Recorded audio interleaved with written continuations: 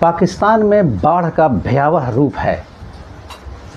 आज 15 से 20 दिनों में पाकिस्तान का हालत ये इतना गंभीर है कि वहाँ 20 लाख लोगों ने पलायन किया है, वहाँ से अपना घर को छोड़ करके हटे हैं। इधर पाकिस्तान का पंजाब और इधर भारत का पंजाब भी, पहले तो स्थिति सही थी, लेकिन इधर 4-5 दिनों से इतना बुरा हालत है भारतीय पंजाब का, जहाँ व्यास नदी और चिनाब नदी का कहर पूरा बरपा है। पंजाब के लोग त्राहिमाम है लाखों का। पाकिस्तान में बाढ़ का भयावह रूप है। आज 15 से 20 दिनों में पाकिस्तान का हालत ये इतना गंभीर है कि वहाँ 20 लाख लोगों ने पलायन किया है, वहाँ से अपना घर को छोड़ करके हटे हैं।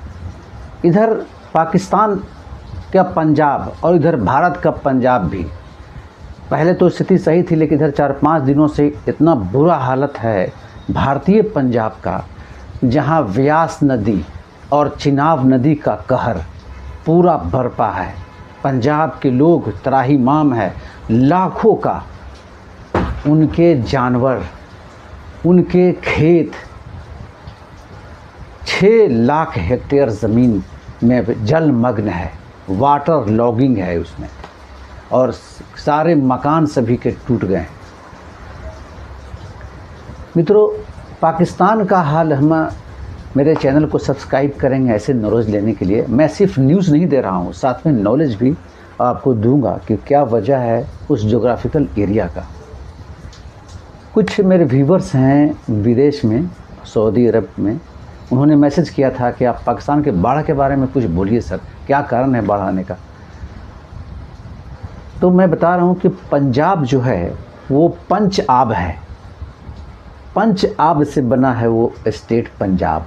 पंच आब माने 5 नदी, और 5 नदी जिसमें सिंधु, सतलज, व्यास, रावी, ये सब नदियाँ हैं। और सिंधु रिवर सिस्टम में 6 नदियाँ हैं, जिसमें सिंधु, सतलज, व्यास, झेलम, ये सब नदियाँ हैं। और 1960 में भारत और पाकिस्तान के बीच में सिंधु वाटर ट्रीटी समझौता होता है, जिसमें सिंधु नदी में झेलम, चिनाब वो पाकिस्तान के को मैनेज करना था, और भारत में सतलज, व्यास और रावी को। और इस तरह से भयावह रूप जो अभी तक नहीं हुआ था इस रीजन में। पाकिस्तान का हालात ये है कि लोग भूखमरी से मर रहे हैं जो बच गए हैं। सारे लोगों के ये 4 स्टेट जो पाकिस्तान के हैं, जिसमें सिंध है, खैबर पख्तून है, पंजाब है, ये इलाका बिल्कुल बुरी तरह से डूब गए हैं। यहाँ पर नदियों के धारा के रफ्तार बहुत तेज़ हैं।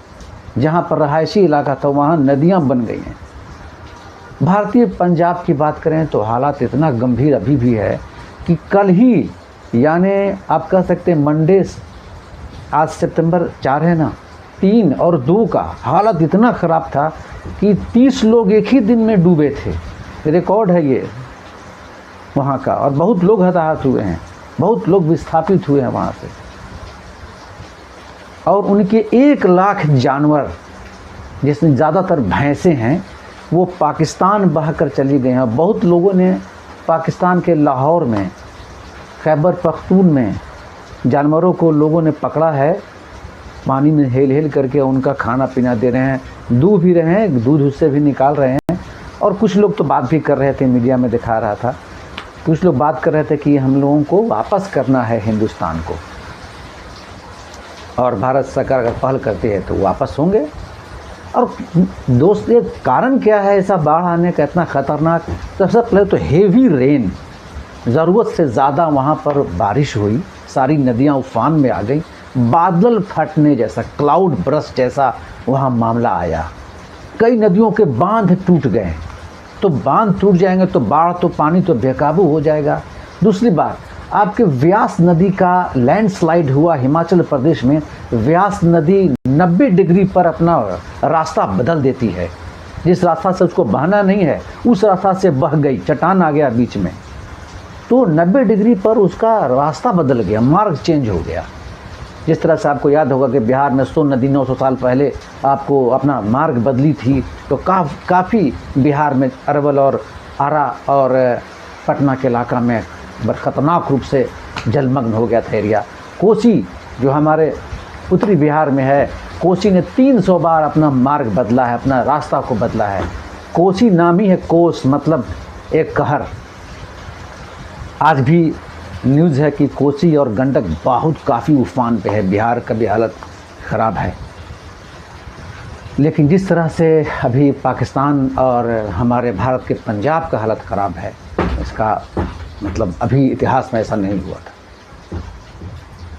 और हमारे सिख भाई जो को मदद करने के लिए काफ़ी देखते हैं कि न्यूज़ में दिखा रहा था BBC के कि काफ़ी यहाँ के मदरसा के स्टूडेंट और मुस्लिम संगठन जाकर सिखों के कई 6-7 ट्रक ले आकर के उनको खाने पीने का जाकर के सिखों में बांट रहे हैं और हमारे भाईचारगी का बहुत अच्छा सबूत पेश किया है।